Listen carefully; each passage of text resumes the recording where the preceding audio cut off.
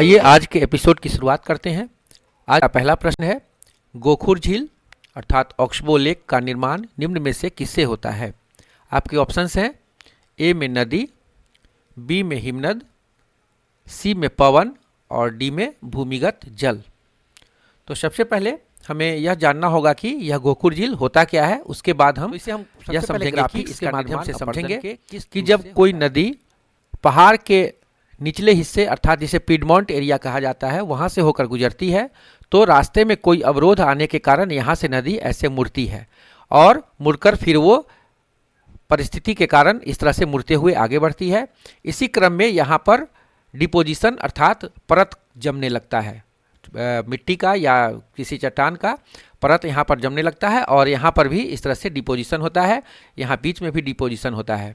तो इस तरह से यहाँ पर परत मोटा होते जाता है, जबकि इस किनारे और इस किनारे से इरोजन अर्थात अपर्दन होता है और इसी क्रम में यह गर्दन लंबा होता हुआ संकरा हो जाता है यहाँ पर। और एक समय ऐसा आता है कि यह नदी यह जो हिस्सा है नदी का यह मुख्य धारा से कटकर अलग हो जाता है। यहाँ पर इस तरह से आप प्राकृतिक रूप से भी यह देख सकते हैं कि यह नदी ऐसे आ रही थी और यहाँ पर किसी अवरोध के कारण यह नदी इधर घूम गई और कालांतर में यह नदी का यह भाग जो है सो नदी के मुख्य धारा से कटकर अलग हो जाता है और यहाँ पर एक यह झील का रूप धारण कर लेता है और यह भाग नदी के बिल्कुल किनारे में अवस्थित झील के रूप में दिखाई पड़ता है। तो इस तरह से जो झील का निर्माण होता है उसे ऑक्सबो लेक या गोखुर झील कहते हैं। गोखुर जैसा कि आप जानते हैं गाय के खूर के समान, तो आप जानते हैं कि गाय का खूर इस तरह से होता है और अमूमन इसकी आकृति भी गाय के खूर के जैसी हो जाती है, इसलिए इसे ऑक्सबो लेक अंग्रेजी में कहते हैं, जबकि हिंदी में इसे गोखुर झील के नाम से जाना जाता है। अब आप इस प्रश्न का उत्तर आसानी से दे सकते हैं कि गोखुर झील का निर्माण अपर्दन के किस दूत से होता है, तो यह नदी से होता है। इस प्रश्न का उत्तर होगा ऑप्शन ए आज नदी। एपिसोड का दूसरा प्रश्न है, हिमालय पर्वत के सबसे दक्षिणी भाग को किस नाम से जाना जाता है। आपके ऑप्शन हैं ए में हिमाद्री, बी में शिवालिक, सी में हिमाचल और डी में जस्कर। तो इस प्रश्न का उत्तर जानने से पहले हमें हिमालय पर्वत के बनावट पर ध्यान देना होगा। जैसा कि आप जानते हैं हिमालय पहाड़ भारत के उत्तर में जम्मू कश्मीर से लेकर अरुणाचल प्रदेश तक विस्तृत है और इस क्रम में इसे हम 3 भागों में उत्तर से दक्षिण की ओर बांटते हैं। इसका जो सबसे उत्तरी भाग है इसे हम कहते हैं बृहत हिमालय अर्थात ग्रेट हिमालय। इसके बाद जो बीच वाला हिस्सा है इसे हम कहते हैं मध्य या लघु हिमालय, अंग्रेजी में इसे कहते हैं लेजर हिमालय, और सबसे दक्षिणी वाला हिस्सा जो है इसे हम कहते हैं बाह्य हिमालय अर्थात शिवालिक श्रेणी। इसका एक तरह से और हम नामकरण कर सकते हैं हिमाद्री, हिमाचल और शिवालिक, या इसे फिर दूसरे तरह से कह सकते हैं बृहत हिमालय, मध्य या लघु हिमालय और बाह्य हिमालय। तो इस तरह से यह 3 भागों में बटा हुआ है। वैसे बृहत हिमालय के भी उत्तर में यह ट्रांस हिमालय का क्षेत्र माना जाता है, जिसमें हिमालय की विश्व की सबसे ऊंची चोटियां अवस्थित हैं। आप दूसरे चित्र में देख सकते हैं, इसमें काराकोरम, लद्दाख और जस्कर श्रेणी, इसके अतिरिक्त कैलाश मानसरोवर भी इस श्रेणी में कुछ हिस्सा इसी श्रेणी में इसका अवस्थित है। इसे आप याद करने के लिए आपके एग्जाम में पूछा जा सकता है कि ट्रांस हिमालय में उत्तर से दक्षिण में कौन सी पर्वत श्रेणियाँ क्रमशः स्थित है। तो इसे आप काल जक के नाम से भी शॉर्टकट में याद कर सकते हैं ट्रिक के रूप में। कालजक अर्थात का से काराकोरम, ल से लद्दाख, ज से जस्कर और क से कैलाश, तो कालजक के नाम से आप इसे याद कर सकते हैं। तो इस प्रकार से हिमालय पर्वत में ये जो उत्तर का हिस्सा है भारत का, इसमें 3 पर्वत श्रेणियाँ स्थित हैं, हिमाद्री, हिमाचल और शिवालिक। अब आप इस प्रश्न का उत्तर आसानी से दे सकते हैं कि हिमालय पर्वत के सबसे दक्षिणी भाग को किस नाम से जानते हैं। तो यहाँ पर आपने देखा कि हिमालय का जो सबसे दक्षिणी भाग है ये वाला हिस्सा, इसे हम कहते हैं शिवालिक श्रेणी। ठीक है, तो इस प्रश्न का उत्तर होगा ऑप्शन बी शिवालिक श्रेणी। आज के एपिसोड का तीसरा प्रश्न है, निम्न में से कौन बंदरगाह पूर्वी घाट पर स्थित नहीं है। आपके ऑप्शंस हैं ए में कांडला, बी में पारादीप, सी में विशाखापत्तनम और डी में कोलकाता। तो आइए हम देखते हैं कि भारत में जो भी बंदरगाह हैं, अंतर्राष्ट्रीय बंदरगाह, उनकी अवस्थिति किस प्रकार है। जैसा कि आप जानते हैं भारत में 2 समुद्री तट है, एक पूर्वी घाट और दूसरा पश्चिमी घाट, और 6 अंतर्राष्ट्रीय बंदरगाह भारत के पूर्वी तट पर स्थित हैं और 6 अंतर्राष्ट्रीय बंदरगाह पश्चिमी तट पर स्थित हैं। तो इस तरह से पूर्वी तट पर जो बंदरगाह अवस्थित हैं उनमें कोलकाता जो पश्चिम बंगाल में है, पारादीप उड़ीसा में, विशाखापट्टनम आंध्र प्रदेश, और चेन्नई तमिलनाडु, और तूतीकोरिन ये भी तमिलनाडु में स्थित है। जबकि पश्चिमी घाट पर कांडला ये गुजरात में है, मुंबई महाराष्ट्र, और जवाहरलाल नेहरू पोर्ट ट्रस्ट जिसे नहावा सेवा के नाम से भी जाना जाता है ये भी महाराष्ट्र में है, और मार्मागोआ जैसा आप जानते होंगे गोवा में अवस्थित है, मंगलोर कर्नाटक में, और कोचीन केरल में। तो इस तरह से 6 बंदरगाह भारत के पश्चिमी घाट पर और 6 बंदरगाह पूर्वी घाट पर स्थित हैं। आपका प्रश्न है कि भारत के पूर्वी घाट पर स्थित नहीं है, अर्थात इसमें से 3 बंदरगाह पूर्वी घाट पर अवस्थित है जबकि एक नहीं है। तो इस प्रश्न का सही उत्तर होगा कांडला। जैसा कि आप देख पा रहे हैं कि कांडला पश्चिमी घाट पर अवस्थित है, जबकि शेष अन्य जो 3 ऑप्शन हैं आपके पारादीप, विशाखापट्टनम और कोलकाता ये तीनों पूर्वी घाट पर अवस्थित हैं। तो इस तरह से इस प्रश्न का उत्तर होगा कांडला। आइए आज के इस एपिसोड के चौथे प्रश्न को देखते हैं। प्रश्न है रिफ्ट घाटी का निर्माण किस प्रकार के पर्वत में होता है। आपके ऑप्शंस हैं ए में मुर्दार पर्वत, बी में ब्लॉक पर्वत, सी में ज्वालामुखी पर्वत और डी में अवशिष्ट पर्वत। तो इस प्रश्न का उत्तर जानने से पहले हमें रिफ्ट घाटी की निर्माण प्रक्रिया को समझना होगा। इसके लिए हमने 2 पिक्चर आपके स्क्रीन पर डाले हैं। आप देख सकते हैं कि जब कोई भूखंड का दोनों किनारे विपरीत दिशा में पृथ्वी की तनाव जनित बल के कारण खिसकते हैं। अब देखिए ये वाला हिस्सा राइट साइड और दूसरा हिस्सा लेफ्ट साइड में खिसक रहा है। ऐसी परिस्थिति में ये बीच का हिस्सा नीचे की ओर धंस जाता है। तो इस धंसे हुए हिस्से को रिफ्ट वैली कहा जाता है, जबकि दोनों किनारे जो टीले के रूप में खड़े रह जाते हैं ये ब्लॉक पर्वत कहलाते हैं। इसके नीचे धंसने का 2 कारण होता है। एक कारण तो हो गया कि पृथ्वी की तनाव जनित बल के कारण ये दोनों तरफ खिसक रहे हैं, जबकि दूसरा कारण ये है कि चट्टान के इस हिस्से का निचला भाग मुलायम चट्टान के होने के कारण ये कभी कभी जगह खाली हो जाता है। तो इस खाली स्थान को भरने के लिए ऊपर का चट्टान नीचे की ओर बैठता है। ऐसी स्थिति में भी रिफ्ट वैली का निर्माण होता है।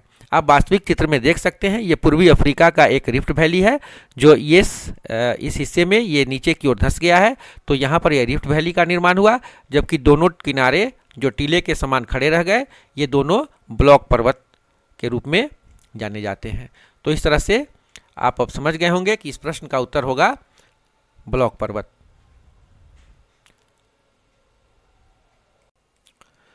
आइए आज के इस एपिसोड के 5वें प्रश्न को देखते हैं। प्रश्न है भारत के तमिलनाडु राज्य में जाड़े के दिनों में वर्षा का कारण क्या है। आपके ऑप्शंस हैं ए में दक्षिण पश्चिम मानसून, ऑप्शन बी है उत्तर पूर्वी मानसून, ऑप्शन सी जेट स्ट्रीम, जबकि ऑप्शन डी है उक्त सभी।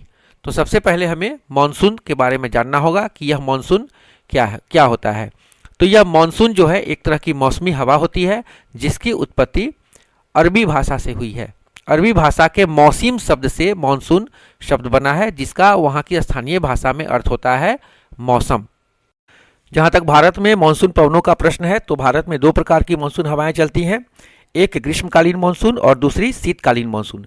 जैसा कि आप देख पा रहे हैं ग्रीष्मकालीन मानसून जो गर्मी के दिनों में चलती हैं वो यहाँ अरब सागर से उठती हैं और भारत में सबसे पहले ये यहाँ पर केरल राज्य में वर्षा करती हुई पूरे भारत को धीरे धीरे आच्छादित कर देती हैं और लगभग 3 से 4 महीने तक पूरे भारत में बरसात होती है गर्मी के दिनों में। इसके पश्चात जब ये हवाएं अक्टूबर नवंबर में यहाँ पर आप सबसे दाहिनी ओर देख सकते हैं कि हिमालय पर्वत से टकराती है तो इनकी दिशा उल्टी हो जाती है, अर्थात ये उत्तर पूर्व से दक्षिण पश्चिम की ओर बहने लगती हैं। यहाँ आप देख सकते हैं इनकी दिशा होती है उत्तर पूर्व से दक्षिण पश्चिम की ओर। और इसी क्रम में जब ये यहाँ तमिलनाडु राज्य में पहुँचती हैं तो यहाँ पर नीलगिरी पर्वत से टकराती हैं और नीलगिरी पर्वत से टकराने के पश्चात यहाँ पर काफ़ी वर्षा होती है तमिलनाडु राज्य में। तो इसीलिए हम कहते हैं कि तमिलनाडु राज्य में जो वर्षा होती है जाड़े के दिनों में वह लौटती मानसून या उत्तर पूर्वी मानसून से होती है। इस प्रश्न का सही उत्तर होगा उत्तर पूर्वी मानसून, अर्थात भारत में जो जाड़े के दिनों में वर्षा होती है और विशेषकर तमिलनाडु राज्य में वह उत्तर पूर्वी मानसून अर्थात लौटती मानसून से होती है। आइए आज के एपिसोड का 6ठा प्रश्न देखते हैं। यह प्रश्न भारतीय राज्य व्यवस्था से संबंधित है। प्रश्न है किस संविधान संशोधन को लघु संविधान के नाम से जाना जाता है। यह प्रश्न कई बार प्रतियोगी परीक्षाओं में पूछे गए हैं तो यह आपके लिए काफ़ी महत्वपूर्ण प्रश्न है। आपके ऑप्शंस हैं ए में 36वां, बी में 42वां, सी में 44वां और डी में 52वां। तो इस प्रश्न का सही उत्तर होगा 42वां संविधान संशोधन, अर्थात 42वें संविधान संशोधन को लघु संविधान के नाम से जाना जाता है।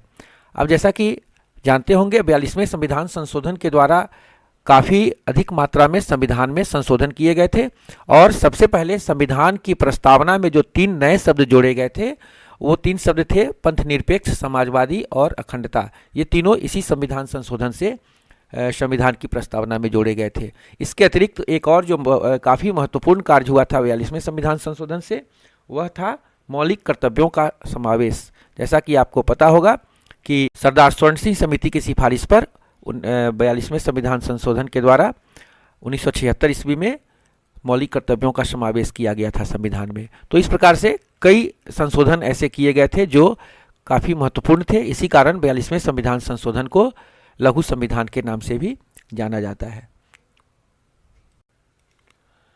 आपके एग्जामिनेशन पॉइंट ऑफ व्यू से हमने यहाँ पर अब तक हुए महत्वपूर्ण संविधान संशोधनों को डाल दिया है, जिससे निश्चित रूप से आप देख लेंगे, निश्चित रूप से आने वाली परीक्षाओं में इनमें से प्रश्न पूछे जा सकते हैं। जैसा कि आप देख रहे हैं, जो महत्वपूर्ण संविधान संशोधन हुआ है उसमें 36वां संविधान संशोधन जो 1975 ईस्वी में हुआ है, सिक्किम को पूर्ण राज्य का दर्जा दिया गया था इसके द्वारा। इसके बाद 42वां संविधान संशोधन, जैसा कि हमने अभी चर्चा भी किया कि इसके द्वारा संविधान की प्रस्तावना में 3 महत्वपूर्ण शब्द जोड़े गए थे, पंथनिरपेक्ष, समाजवादी और अखंडता। इसके अलावा मौलिक कर्तव्यों का समावेश किया गया था। 44वें संविधान संशोधन से संपत्ति के अधिकार को मौलिक अधिकार की श्रेणी से हटाया गया था। 52वां संविधान संशोधन कई बार परीक्षा में पूछा गया है। इससे दल बदल रोकने हेतु प्रावधान बनाए गए थे 1985 में। उस समय प्रधानमंत्री राजीव गांधी थे। इसके अलावा इसके बाद है 61वां संविधान संशोधन जो 1989 में हुआ था। मतदान की आयु 21 वर्ष से घटाकर 18 वर्ष कर दी गई थी। 73वां संविधान संशोधन काफ़ी महत्वपूर्ण है जो 1992 में हुआ था। पंचायती राज व्यवस्था में इससे अनेक प्रकार के सुधार किए गए थे। 101वां संविधान संशोधन काफ़ी महत्वपूर्ण है, 2016 ईस्वी में वस्तु एवं सेवा कर अर्थात GST इसके द्वारा लागू किया गया था। 102वां संविधान संशोधन पिछड़े वर्ग को संवैधानिक दर्जा। 103वां संविधान संशोधन आर्थिक रूप से कमजोर वर्ग के जो सवर्ण वर्ग के लोग हैं उनके लिए 10% आरक्षण की व्यवस्था की गई थी। 104वां संविधान संशोधन, इसके तहत लोकसभा एवं विधानसभाओं में अनुसूचित जाति एवं अनुसूचित जनजाति के लिए आरक्षण की सीमा 10 वर्षों के लिए बढ़ाकर 25 जनवरी 2030 तक कर दी गई थी। और 105वां संविधान संशोधन जो लेटेस्ट है, इसके द्वारा राज्य सरकार को पिछड़े वर्ग की सूची बनाने का अधिकार दिया गया था आरक्षण के लिए। तो ये सभी संविधान संशोधन आपके लिए काफ़ी महत्वपूर्ण है और इसे निश्चित रूप से आप अपने जेहन में रखेंगे ताकि आने वाली परीक्षाओं में अगर यह प्रश्न पूछा जाए तो आप आसानी से उसका उत्तर दे सकें। आज के एपिसोड का 7वां प्रश्न है, संविधान सभा में उद्देश्य कथन किसने प्रस्तुत किया था? आपके ऑप्शंस हैं ए में जवाहरलाल नेहरू, बी में डॉक्टर सच्चिदानंद सिन्हा, सी में डॉक्टर भीमराव अंबेडकर और डी में डॉक्टर राजेंद्र प्रसाद। तो इस प्रश्न का सही उत्तर होगा जवाहरलाल नेहरू। जैसा कि आप जानते होंगे कि संविधान सभा की पहली बैठक 9 दिसंबर 1946 को हुई थी और इसके बाद 13 दिसंबर 1946 को संविधान सभा में जवाहरलाल नेहरू ने उद्देश्य कथन प्रस्तुत किया था और इसी के साथ संविधान निर्माण की कार्यवाही प्रारंभ की गई थी। तो उद्देश्य कथन प्रस्तुत करने का जो श्रेय है वह जवाहरलाल नेहरू को है, जिन्होंने 13 दिसंबर 1946 को उद्देश्य कथन संविधान सभा में प्रस्तुत किया था। आज के एपिसोड का 8वां प्रश्न है, 42वें संविधान संशोधन से संविधान की प्रस्तावना में निम्न में से कौन शब्द नहीं जोड़ा गया था? आपके ऑप्शंस हैं ए में समाजवादी, बी में पंथनिरपेक्ष, सी में लोकतंत्रात्मक और डी में अखंडता। जैसा कि हमने अभी चर्चा किया था पूर्व में कि संविधान के 42वें संविधान संशोधन से इसके प्रस्तावना में 3 नए शब्द जोड़े गए थे। तो इनमें से ये 3 शब्द जोड़े गए थे और एक शब्द जो नहीं जोड़ा गया था यह आपको बताना है। तो इस प्रश्न का सही उत्तर होगा लोकतंत्रात्मक, अर्थात ये लोकतंत्रात्मक शब्द पूर्व से ही संविधान की प्रस्तावना में समाहित थे और इसके अतिरिक्त जो अन्य 3 शब्द यहाँ दिए गए हैं समाजवादी, पंथनिरपेक्ष और अखंडता, ये शब्द संविधान के 42वें संविधान संशोधन से 1976 ईस्वी में इसकी प्रस्तावना में जोड़े गए थे। यह प्रश्न भी आपके परीक्षा के लिए काफ़ी महत्वपूर्ण है। आज के एपिसोड का 9वां प्रश्न है, निम्न में से कौन न्यायालय में वाद योग्य नहीं है, अर्थात उसे हम न्यायालय का विषय नहीं बना सकते हैं? आपके ऑप्शंस हैं ए में मौलिक अधिकार, बी में मौलिक कर्तव्य और सी में नीति निर्देशक तत्व, ऑप्शन डी है उक्त सभी। तो इस प्रश्न का सही उत्तर होगा नीति निर्देशक तत्व। इसका अर्थ यह हुआ कि निर्देशक तत्वों का यदि उल्लंघन होता है या सरकार इसका पालन नहीं करती है तो इसे हम न्यायालय का विषय वस्तु नहीं बना सकते हैं। जैसा कि आप जानते होंगे, मौलिक अधिकारों का उल्लंघन यदि कोई व्यक्ति या प्राधिकार करता है तो उसे हम न्यायालय में ले जा सकते हैं इस मामले को। मौलिक कर्तव्यों का भी उल्लंघन होने पर उसे न्यायालय का विषय बनाया जा सकता है, परंतु नीति निर्देशक तत्वों को लागू करना या नहीं करना सरकार की इच्छा और उसके सामर्थ्य पर निर्भर करता है। अर्थात यदि सरकार नीति निर्देशक तत्वों को लागू नहीं भी करती है, जिसका मुख्य उद्देश्य होता है एक लोक कल्याणकारी राज्य की स्थापना करना, परंतु लोक कल्याणकारी राज्य की स्थापना करने से संबंधित होने के बावजूद यदि सरकार इन तत्वों को लागू नहीं करती है तो हम सरकार पर केस नहीं कर सकते हैं, अर्थात इसे न्यायालय में हम नहीं ले जा सकते हैं। तो इस प्रश्न का सही उत्तर हुआ नीति निर्देशक तत्व। आज के एपिसोड का 10वां प्रश्न है, राष्ट्रपति के चुनाव में किस सदन के सदस्यों को मतदान का अधिकार नहीं है? आपके ऑप्शंस हैं ए में राज्यसभा, बी में लोकसभा, सी में विधानसभा और डी में विधान परिषद। जैसा कि आप जानते हैं, केंद्रीय विधायिका जो होती है, संसद जिसे कहते हैं हम, उसके 2 सदन होते हैं, एक राज्यसभा और दूसरा लोकसभा। जबकि राज्य की जो विधायिका होती है, कानून बनाने वाली संस्था, उसमें भी 2 सदन होते हैं, विधान परिषद और विधानसभा। तो इसमें राष्ट्रपति के चुनाव में विधान परिषद को चुनाव का मतदान का अधिकार नहीं है। अर्थात राष्ट्रपति के चुनाव में राज्यसभा, लोकसभा और विधानसभा के सदस्य ही मतदान करते हैं, विधान परिषद के सदस्यों को मतदान का अधिकार नहीं होता है। तो इस प्रश्न का सही उत्तर होगा विधान परिषद। यहाँ आपको एक बात अगर आप याद रख पाएंगे तो आपका यह प्रश्न कभी गलत नहीं होगा। जिस भी विधायी संस्था में सभा लगा हुआ है वो सभी राष्ट्रपति के चुनाव में मतदान कर सकते हैं। यहाँ आप देख सकते हैं राज्यसभा, दूसरा ऑप्शन है लोकसभा, तीसरा ऑप्शन है विधानसभा। तो ये तीनों ऑप्शंस में या तीनों संस्था जो विधायिका का अंग है, 2 केंद्र का और 1 राज्य का, इन तीनों में सभा लगा हुआ है, तो ये सभी मतदान के अधिकारी होते हैं इनके सदस्य। जबकि विधान परिषद जिसमें सभा नहीं लगा है ये मतदान नहीं करते हैं, विधान परिषद के सदस्य मतदान में भाग नहीं लेते हैं। तो इस प्रकार से आप इस प्रश्न को याद रख सकते हैं। हालांकि इस प्रश्न का इसके सभा या परिषद से कोई लेना देना नहीं है, परंतु एक ट्रिक के रूप में आप इस प्रश्न को इस तरह से अपने दिमाग में रख सकते हैं कि जिन भी संस्था में सभा लगा है वो राष्ट्रपति के चुनाव में मतदान करते हैं, जबकि जिसमें सभा नहीं लगा है वो मतदान के अधिकारी नहीं होते हैं। आइए अगले प्रश्न पर नजर डालते हैं। यहाँ से प्रश्न संख्या 11 से लेकर प्रश्न संख्या 15 तक इतिहास के प्रश्न है। तो प्रश्न संख्या 11 है, प्राचीन भारत के किस शासक को देवानाम प्रिय कहा गया है? देवानाम प्रिय का अर्थ होता है अर्थात कि जिसका नाम देवताओं को भी प्रिय हो। तो इस प्रश्न के ऑप्शंस हैं, ऑप्शन ए में कनिष्क, ऑप्शन बी है अशोक, ऑप्शन सी हर्षवर्धन और ऑप्शन डी है चंद्रगुप्त मौर्य। तो इस प्रश्न का सही उत्तर होगा अशोक, अर्थात अशोक को देवानाम प्रिय के नाम से जाना जाता है। आज का 12वां प्रश्न है, तृतीय बौद्ध संगीति जिसका आयोजन पाटलिपुत्र में किया गया था के अध्यक्ष कौन थे? आपके ऑप्शंस हैं ए में महाकश्यप, बी में वसुमित्र, सी में सावकमीर और डी में मोगलीपुत्तिस।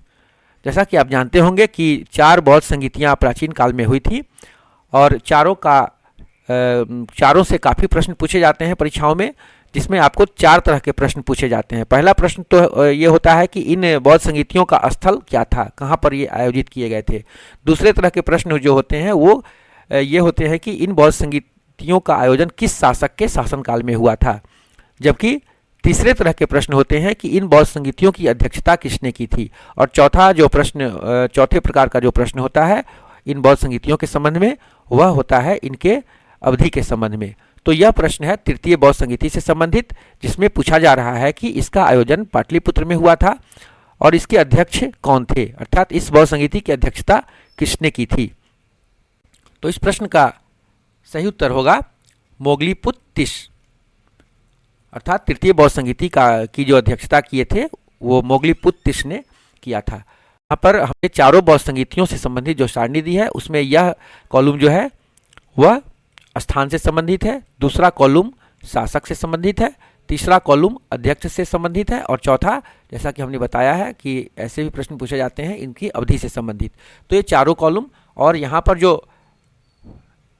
इस लाइन में हमने दिया है कि एक ट्रिक दे दिया है जिसके आधार पर आप इसको याद रख सकते हैं। अर्थात प्रथम बौद्ध संगीति का जो स्थान था वह था राजगृह, द्वितीय का वैशाली, तीसरा का पाटलिपुत्र और चौथा का कश्मीर। इसे आप रावय पाक के नाम से याद कर सकते हैं। अर्थात रा का मतलब हुआ राजगृह, वै से वैशाली, पा से पाटलिपुत्र और क से कश्मीर। इसी प्रकार चारों शासकों के नाम में चारों बौद्ध संगीतियों का जो आयोजन हुआ था किस शासक के समय में हुआ था, यह प्रश्न अगर पूछा जाए तो आप इसे अका अक याद करके इन प्रश्नों को सॉल्व कर सकते हैं। अर्थात अ से अजातशत्रु, का से कालाशोक, अ से अशोक और क से कनिष्क।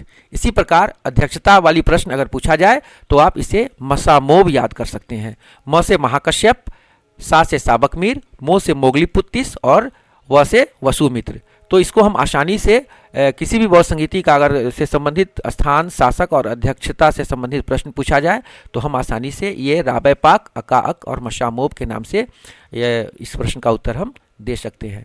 और चौथा जो कॉलम है वह समय से संबंधित है।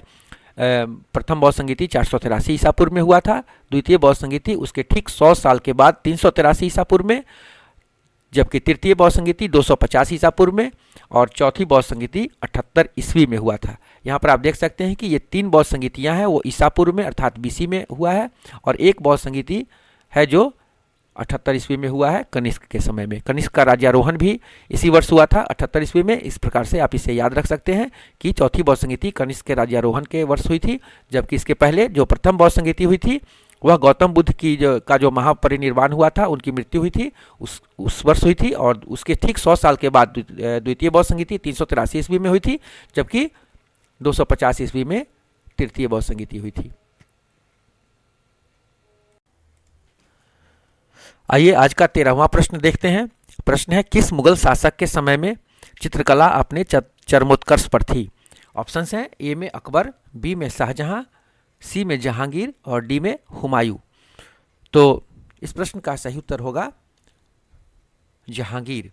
जैसा कि आप जानते होंगे कि शाहजहां का शासनकाल भवन निर्माण के क्षेत्र में स्वर्णयुग माना जाता है भारतीय इतिहास में, मध्यकालीन भारत में, जबकि जहांगीर का शासनकाल चित्रकला का स्वर्णयुग माना जाता है।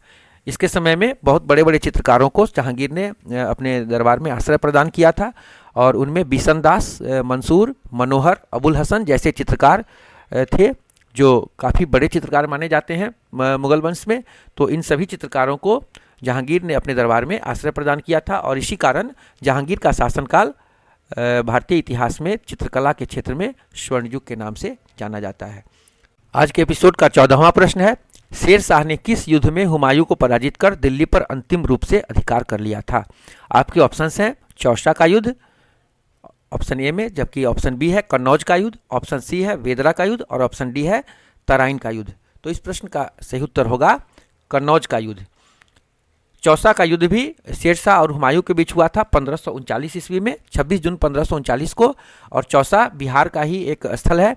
परंतु इस युद्ध में शेरशाह ने हुमायूं को पराजित करने के बावजूद उसे वह सत्ता से बेदखल नहीं कर पाया था। परंतु कन्नौज के युद्ध में, जो युद्ध 17 मई 1540 को हुआ था, इस युद्ध में इसे कन्नौज या विलग्राम का युद्ध भी कहा जाता है। इस युद्ध में शेरशाह ने हुमायूं को पराजित कर उसे अंतिम रूप से सत्ता से अपदस्थ कर दिल्ली की सत्ता पर अधिकार कर लिया था। तो इस तरह से इस प्रश्न का सही उत्तर होगा कन्नौज का युद्ध। आज के एपिसोड का 15वां प्रश्न है, आधुनिक भारत से है। सांप्रदायिक पंचाट, जिसे कम्युनल अवार्ड के नाम से भी जाना जाता है, की घोषणा किस ब्रिटिश प्रधानमंत्री ने किया था? आपके ऑप्शंस हैं, ए में क्लीमेंट एटली, ऑप्शन बी है विंस्टन चर्चिल, ऑप्शन सी है रैमजे मैकडोनाल्ड और ऑप्शन डी है रॉबर्ट पीट। अपने अपने ज़माने में ये ब्रिटेन के प्रधानमंत्री थे। तो कम्युनल अवार्ड की घोषणा अर्थात सांप्रदायिक पंचायत की घोषणा किस प्रधानमंत्री के समय में हुई थी? जैसा कि आपको पता होगा कि कम्युनल अवार्ड अर्थात सांप्रदायिक पंचायत की घोषणा 1932 ईस्वी में हुई थी, और इसे रैमजे मैकडोनाल्ड ने जारी किया था।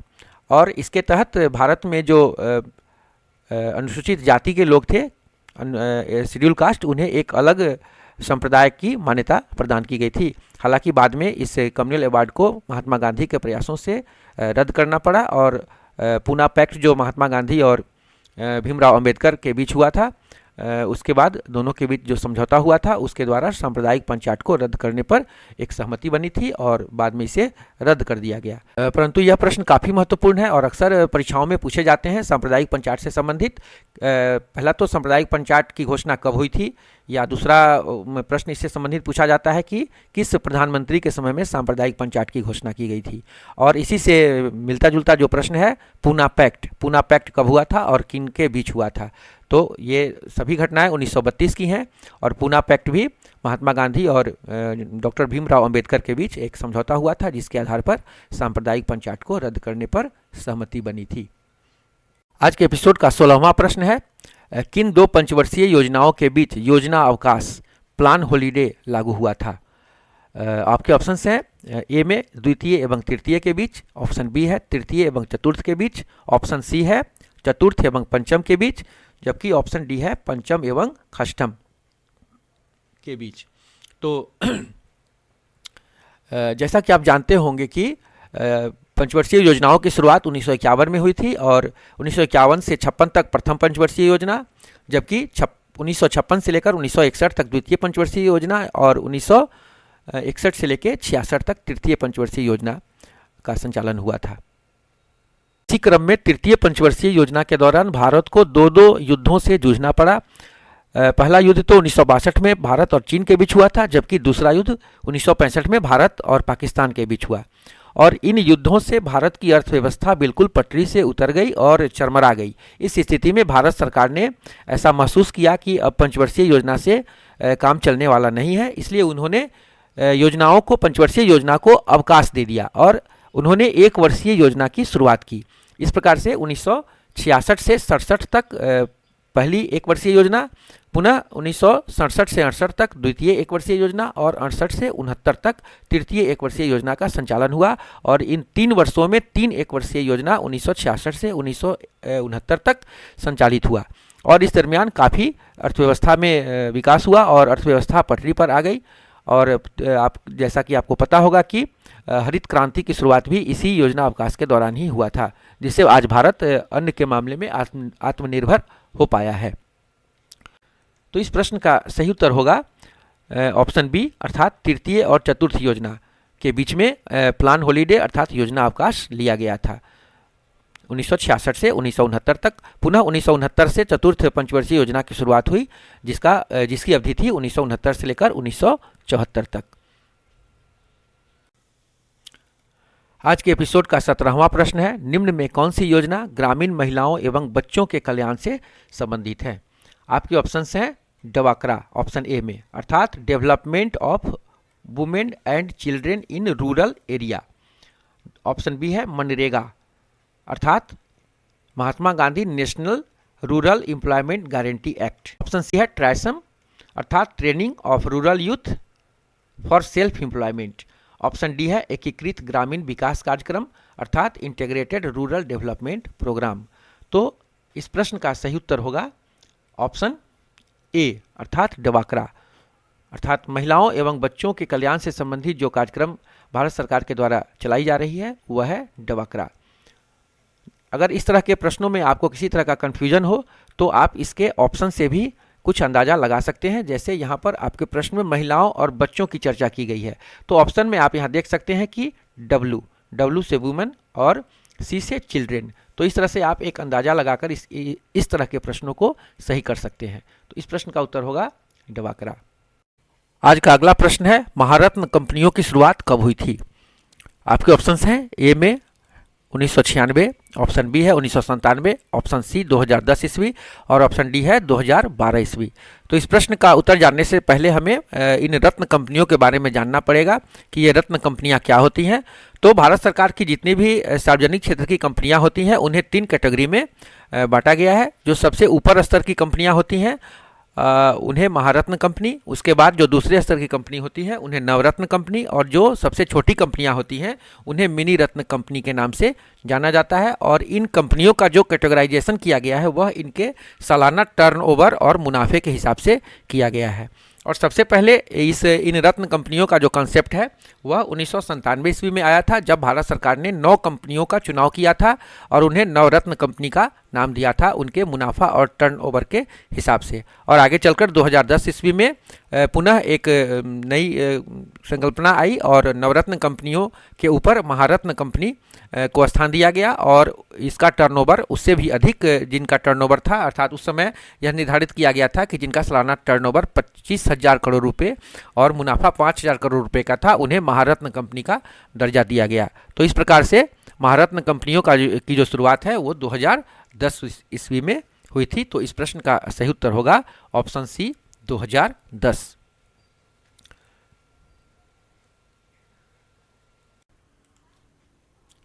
आपकी सुविधा के लिए हमने भारत की जो महारत्न कंपनियां हैं उनके नाम यहाँ पर नाम, मुख्यालय, स्थापना वर्ष और महारत्न कंपनी का दर्जा मिलने का वर्ष दे दिया है, जिसे आप देख लेंगे। आइए आज के इस एपिसोड के अगले प्रश्न पर नजर डालते हैं। अगला प्रश्न है, भारत के सकल घरेलू उत्पाद अर्थात ग्रॉस डोमेस्टिक प्रोडक्ट में सर्वाधिक योगदान कौन देता है? आपके ऑप्शंस हैं ए में प्राथमिक क्षेत्र, ऑप्शन बी है द्वितीयक क्षेत्र, ऑप्शन सी है तृतीयक क्षेत्र और ऑप्शन डी है इनमें से कोई नहीं। जैसा कि आप जानते होंगे कि भारत सरकार के सकल घरेलू उत्पाद में 3 क्षेत्र अपना योगदान देते हैं। पहला प्राथमिक, दूसरा द्वितीयक और तीसरा क्षेत्र होता है तृतीयक क्षेत्र, प्राइमरी, सेकेंडरी और टर्शियरी सेक्टर। तो इसमें प्राथमिक क्षेत्र का संबंध प्रकृति से जुड़े हुए उत्पादों पर होता है, उत्पादों से है, अर्थात कृषि और इससे जो भी जुड़े हुए विषय हैं वो सभी प्राथमिक क्षेत्र में आते हैं। जबकि द्वितीयक क्षेत्र में जिन विषयों को प्राथमिक से बदलकर औद्योगिक क्षेत्र में कन्वर्ट कर दिया जाता है उन्हें द्वितीयक क्षेत्र में रखा जाता है, अर्थात उद्योग धंधे द्वितीयक क्षेत्र में आते हैं। जबकि तृतीयक क्षेत्र में सेवा संबंधी विषय आते हैं। इसमें बैंकिंग, बीमा, संचार, समाचार पत्र इत्यादि ये सभी तृतीयक क्षेत्र के विषय हैं। और भारत के सकल घरेलू उत्पाद में अर्थात जीडीपी में सर्वाधिक योगदान तृतीयक क्षेत्र का ही होता है। तो इस प्रश्न का सही उत्तर होगा ऑप्शन सी तृतीयक क्षेत्र। आज के एपिसोड का 20वां प्रश्न है, दैनिक उपयोग की वैसी वस्तुएं जिन पर मांग का नियम लागू नहीं होता है क्या कहलाती हैं? आपके ऑप्शंस हैं ए में बेवलेन वस्तुएं, ऑप्शन बी है गिफेन वस्तुएं, ऑप्शन सी है विलासी वस्तुएं और ऑप्शन डी है इनमें से कोई नहीं। तो जैसा कि आप जानते होंगे मांग का नियम कहता है कि जब किसी वस्तु का जब मूल्य बढ़ जाता है तो उसकी मांग घट जाती है, जबकि वस्तु का जब मूल्य घटता है तो उसकी मांग बढ़ जाती है। परंतु कुछ दैनिक उपयोग की कुछ ऐसी वस्तुएं भी होती हैं जिन पर मांग का नियम लागू नहीं होता है, अर्थात जिनका दाम बढ़ने पर उनका मांग भी बढ़ जाता है और जिनका मूल्य घट जाए तो उनका मांग भी घट जाता है। और ये वैसी वस्तुएं होती हैं जिससे लोग किसी तरह का समझौता नहीं करते हैं। जैसे प्रसाधन से संबंधित सामग्री जो होती है महिलाओं की, उनका दाम बढ़ने पर उनकी मांग भी बढ़ती है और दाम घटने पर उनका मांग कम हो जाता है। इसी प्रकार जो दवा होती हैं, जो दवाएं होती हैं, उनके दाम भी अधिक, जिन दवाओं के दाम अधिक होते हैं उनका मांग अधिक होता है, जबकि कम मूल्य वाली दवाओं का मांग बाजार में कम होता है।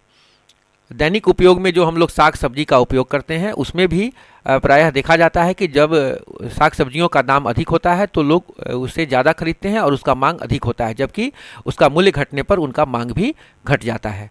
तो इस प्रकार गिफेन वस्तुएं वैसी वस्तुएं होती हैं जिन पर मांग का नियम लागू नहीं होता है।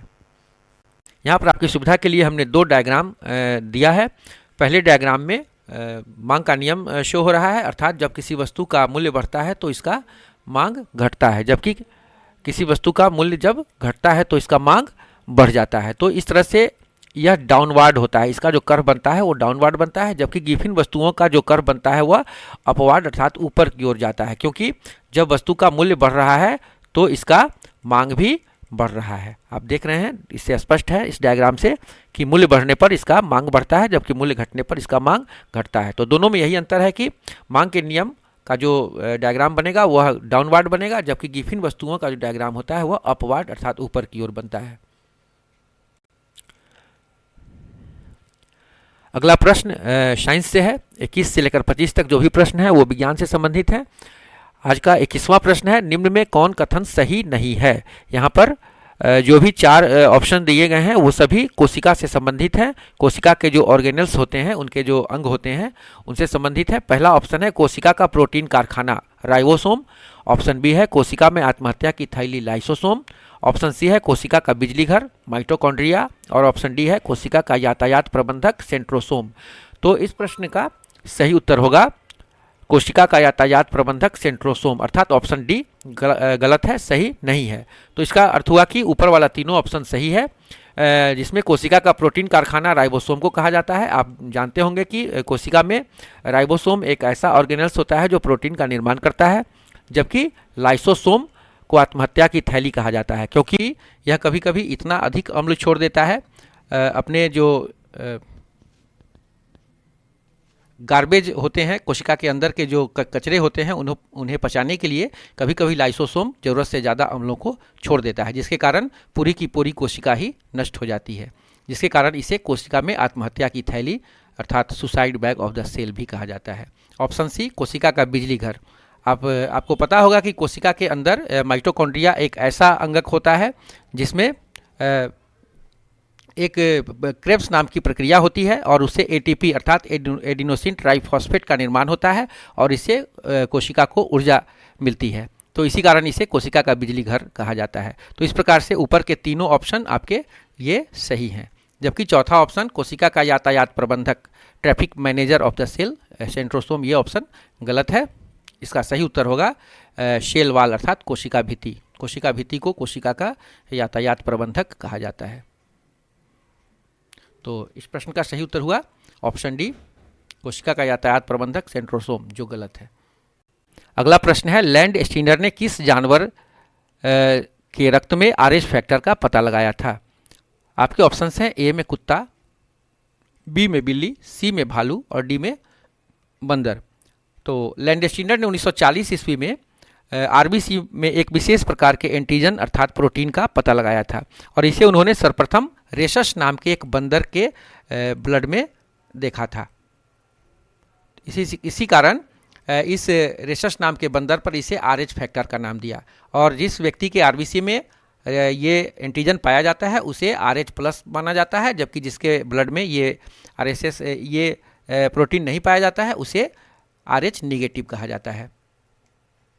तो इस प्रकार इस प्रश्न का उत्तर होगा बंदर। आइए आज के अगले प्रश्न को देखते हैं। आज का 23वां प्रश्न है धुआं अर्थात स्मोक क्या है? आपके ऑप्शंस हैं ए में निलंबन सस्पेंशन, बी में कोलाइड, सी में एरोसोल और डी में पायस। तो एरोसोल इस प्रश्न का सही उत्तर होगा एरोसोल। जैसा कि आप जानते होंगे कि जब सॉल्यूट और सॉल्वेंट दोनों अलग अलग प्रकृति के होते हैं तो वो एरोसोल कहलाता है, जबकि जब दोनों एक ही प्रकृति के होते हैं तो उसे हम पायस की श्रेणी में रखते हैं। यहाँ पर धुआं जो है वो गैस में ठोस का मिश्रण है। जैसा कि आप जानते हैं वो धुआं कार्बन होता है जो एक तरह का ठोस है और जब वह वायुमंडल में विलीन हो जाता है तो यह एक एरोसोल का उदाहरण हुआ, क्योंकि यहाँ पर विलायक और विलेय दोनों अलग अलग प्रकृति के हैं। तो इस प्रश्न का सही उत्तर होगा एरोसोल। आज के एपिसोड का अगला प्रश्न है वायुमंडल में किसकी अधिकता के कारण अम्ल वर्षा अर्थात एसिड रेन होती है? आपके ऑप्शंस हैं ए में sulphur dioxide SO2, option B में है nitrogen dioxide NO2, option C है उक्त दोनों और ऑप्शन डी में है उक्त में से कोई नहीं। तो जैसा कि आप जानते होंगे कि वायुमंडल में जब सल्फर डाइऑक्साइड और नाइट्रोजन डाइऑक्साइड की मात्रा अधिक हो जाती है तो ये दोनों वर्षा के जल में घुलकर क्रमशः सल्फ्यूरिक अम्ल अर्थात H2SO4 और नाइट्रिक अम्ल अर्थात HNO3 में बदल जाते हैं। सल्फर डाइऑक्साइड सल्फ्यूरिक अम्ल में परिवर्तित होता है, कन्वर्ट हो जाता है, जबकि नाइट्रोजन डाइऑक्साइड नाइट्रिक अम्ल में कन्वर्ट होता है और ये दोनों अम्ल वर्षा के जल के साथ मिलकर जब पृथ्वी पर बरसते हैं तो इन्हें अम्ल वर्षा के नाम से जाना जाता है। तो इस प्रश्न का सही उत्तर होगा SO2 और NO2 दोनों। आइए आज के इस एपिसोड के अंतिम प्रश्न पर नजर डालते हैं। आज का 25वां प्रश्न है ध्वनि का मोटा या पतला होना किस पर निर्भर करता है? आपके ऑप्शंस हैं, ए में आयाम अर्थात एम्पलीट्यूड, ऑप्शन बी है तारत्व अर्थात पिच, ऑप्शन सी है गुणता क्वालिटी और ऑप्शन डी है उक्त में सभी। जैसा कि आप जानते हैं कि ये तीनों फैक्टर जो है ये ध्वनि के लक्षण माने जाते हैं और ध्वनि का मोटा या पतला होना या ध्वनि का सुरीला या तेज या धीमा होना या ध्वनि के बीच का अंतर महसूस करना, ये सभी इन्हीं पर निर्भर करता है। तो आयाम का काम है ध्वनि को तेज या धीमा करना। जिस ध्वनि का आयाम अर्थात एम्पलीट्यूड जितना अधिक होता है वह ध्वनि उतनी अधिक दूर तक सुनाई पड़ती है। तारत्व से ध्वनि का मोटा या पतला होना निर्भर करता है तारत्व पर, अर्थात जिस ध्वनि का तारत्व अर्थात पिच जितना अधिक होता है वह ध्वनि उतनी ही सुरीली होती है। और यह तारत्व जो है वह ध्वनि की आवृत्ति अर्थात फ्रीक्वेंसी पर निर्भर करता है। जबकि गुणता किसी ध्वनि का वह गुण होता है जिसके कारण समान आयाम और समान तारत्व के दो ध्वनियों के बीच हम अंतर महसूस कर पाते हैं। जैसे आपके किसी दो दोस्तों के आवाज़ में आप जो अंतर महसूस करते हैं वह उसकी गुणता के कारण महसूस करते हैं। इसी प्रकार कोई वाद्य यंत्र में समान आयाम और समान तारत्व के बावजूद हम अंतर महसूस कर लेते हैं, तो यह उसकी गुणता के कारण होता है। तो इस प्रकार ध्वनि का मोटा या पतला होना ध्वनि के तारत्व पर निर्भर करता है। तो इस प्रश्न का सही उत्तर होगा ऑप्शन डी। तो इस प्रकार आज का ये एपिसोड समाप्त हुआ। आप इस एपिसोड के संबंध में अपने विचार अवश्य देंगे। आपके विचारों का स्वागत है। धन्यवाद।